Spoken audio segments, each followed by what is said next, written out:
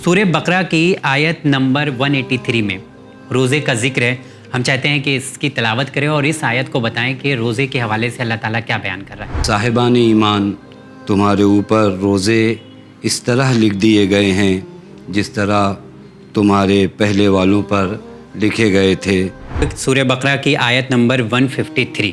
परवरदिगार आलम साफ लफ्ज़ों में कह रहा है, ईमान वालों, सब्र और नमाज के ज़रिए मदद मांगो।